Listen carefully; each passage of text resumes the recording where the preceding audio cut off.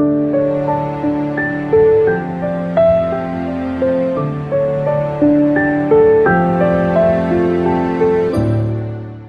think it's important to have a voice that is in Washington that's conservative, that is not only is a conservative, but a true fiscal conservative, that you don't spend what you don't have. Even if you're in the minority, you keep working, you keep your voice out there being heard, and that's the number one thing. And I'm confident the American people that this fall they're going to say, we've had enough of this, and we need to pick up 40 seats, and I think we're going to do it in the United States House. So the number one thing is you just say we're going to have to cut spending, and at the same time to get the economy moving, because what you want is as broad a tax base as possible. And by what you want to do there is simple.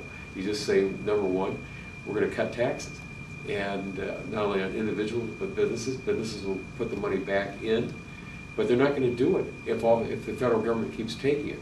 When the federal government is out there hiring more and more people, those jobs all disappear at some point in time, but not in the private sector. It's one of those things that's actually kind of simple. Well, number one, we have to say, what is a realistic budget? The $3.8 trillion budget that the president came up with this year, with running a $1.6 trillion deficit, that's unrealistic.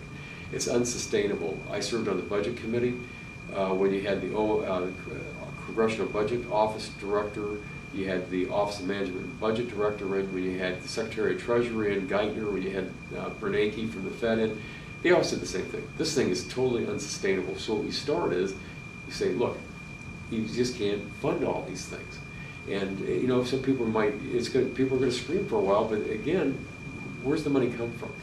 We're borrowing so much money now from foreign countries. We're $3.6 trillion in debt to foreign countries. It went up $561 billion last year alone that we borrowed from them. If we don't get this thing under control, they're going to own more of our debt than we do ourselves. Then at the same time, the interest rates are going to go up and up and up.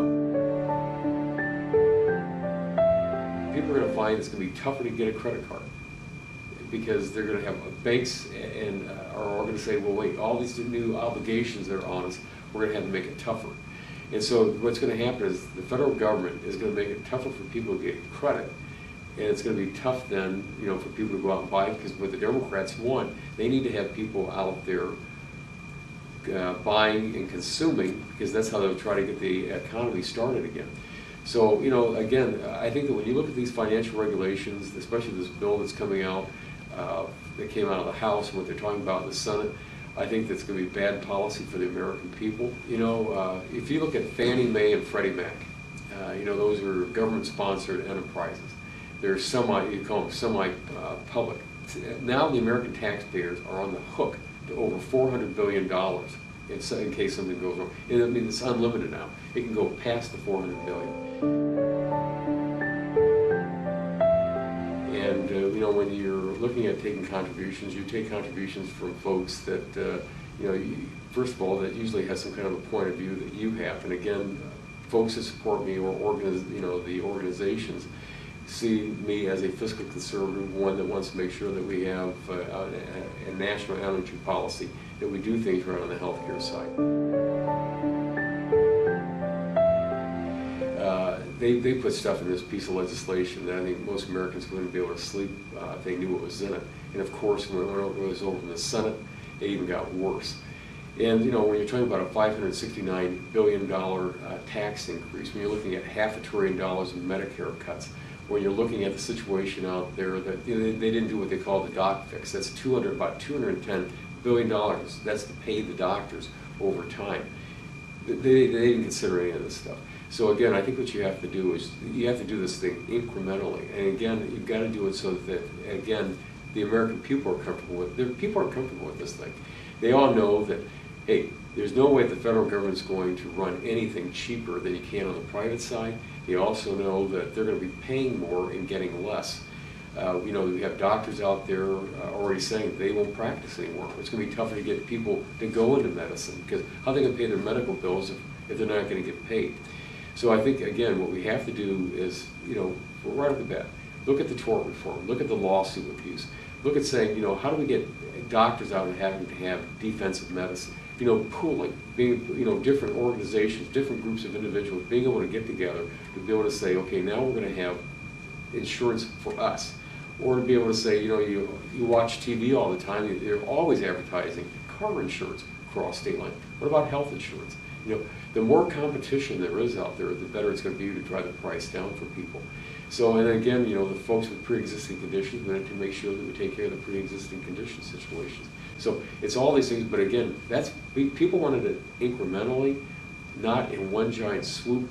And again, there's no way that this system will be able to pay for it. First time ever, the Americans will be mandated to have to do something with this insurance. You're going to have a lot of folks out there that are younger saying, wait a minute, I didn't think I was going to have insurance. Yes, you are. Or you're going to, not only that, but, civil and criminal penalties. Never before.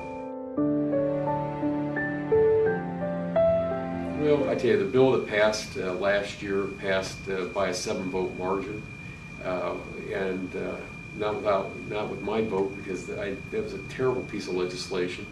The cap and trade legislation that passed out of the House is the largest national energy tax that will be imposed on the American people and on businesses. It's a jobs-killing bill. I asked the Heritage Foundation if they could do some numbers on how it would affect all the different congressional districts in the United States.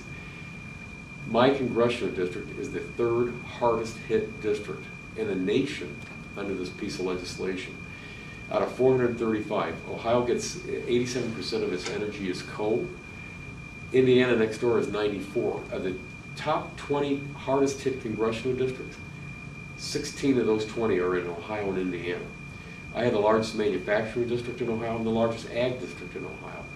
If we don't have energy that's inexpensive or affordable, people aren't going to keep their businesses here because they won't be able to afford it.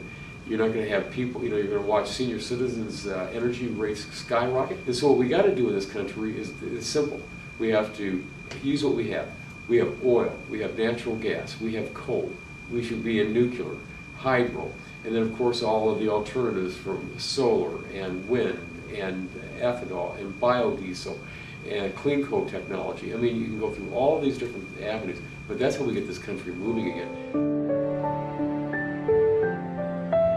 We have to make sure that a couple of things happen. Number one, that you've got a government over there that people trust.